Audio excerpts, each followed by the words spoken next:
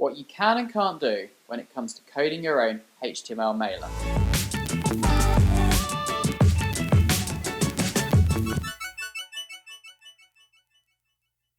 Okay, some of us like to code our own HTML emails. If you're a coder, it's sometimes argued offers greater flexibility. And if you're like me, there's nothing more rewarding than writing your own neatly formatted, pristine HTML code. After all, code is poetry. Now, if you come from a web design background, a lot of the techniques you're used to often won't transpire for HTML email. Some of them won't work at all, or will just look plain ugly with a HTML mailer. So let's jump right in and look at some of the practices you can't use that don't transpire very well when writing HTML email. Divs in your HTML and external CSS style sheets. Now, some email readers will handle this just fine, but others, well, they sometimes get stumped by the div positioning attributes and float attributes. So for that reason, we're advised it's best to avoid structuring your email using divs and external style sheets. They often won't come out right. JavaScript. Now technically you can use JavaScript in an email, but your email, well, it's probably going to get marked as hazardous and spam and get rejected. So for that reason, stay well clear of using JavaScript in your HTML email. Image maps. Now these can be quite handy if you've got a big image and you want to hyperlink a certain part of your image to a certain page on your website. Now, some older email readers get stumped by image maps, and even worse, if the user's got images disabled by default, your mail is going to fall flat on its face. Image maps, don't use them where possible. Image pixel sizes and file sizes. Now, your email reader window is substantially smaller than your web browser window, so as a web designer, you've got much less real estate to play with. We normally advise that your mailer isn't any wider than 600 pixels. So because of this, don't make any of your images wider than 600 pixels. And in addition to that, we'd normally advise that you keep all your file sizes below 250 kilobytes. Any larger, and if your user's on a slow mobile cellular connection, the image is going to take a long time to download. Well, they're not going to wait for that, they're going to move on. Flash. If you come from a web design background, you probably won't be using it much anyway. Nowadays it's considered quite dated, and Apple killed off Flash. But when it comes to email, also stay clear of it. Most email readers won't know how to handle Flash, and it's more than likely your emails are likely to get marked as suspicious, either rejected or put in the junk folder.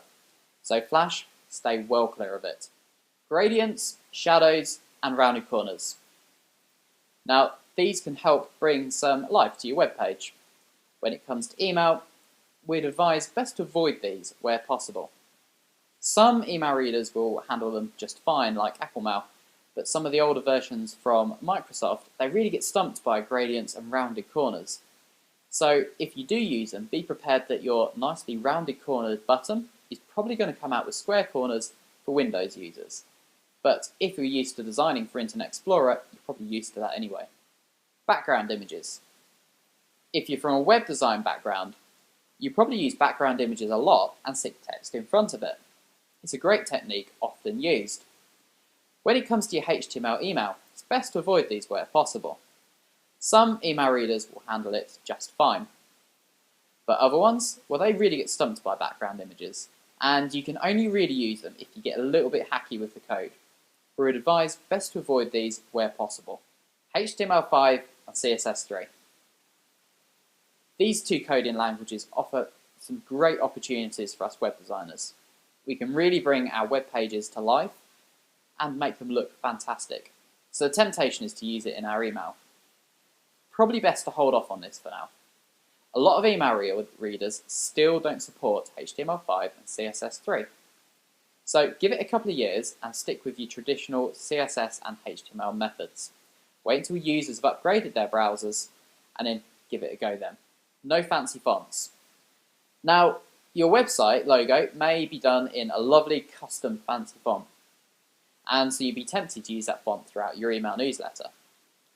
Now, advise always stick to web-safe fonts such as Arial and the designer's favourite, Comic Sans.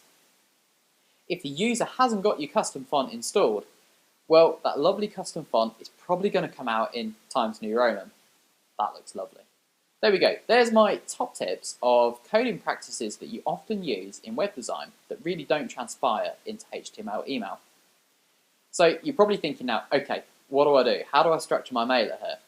Well, if you come back next week, we're putting together a quick video of coding practices you can use for your HTML email that work great and will help you to produce a great looking mailer. Now, alternatively, if you're using one of the big boys as your email service provider, such as ourselves, we often include fantastic drag and drop email designers.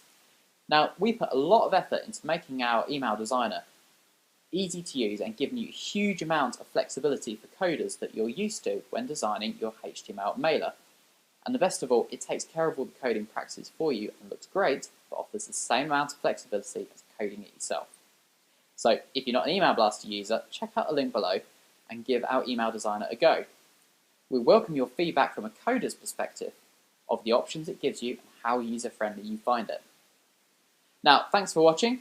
Come back next week and be sure to check out the next video in our series.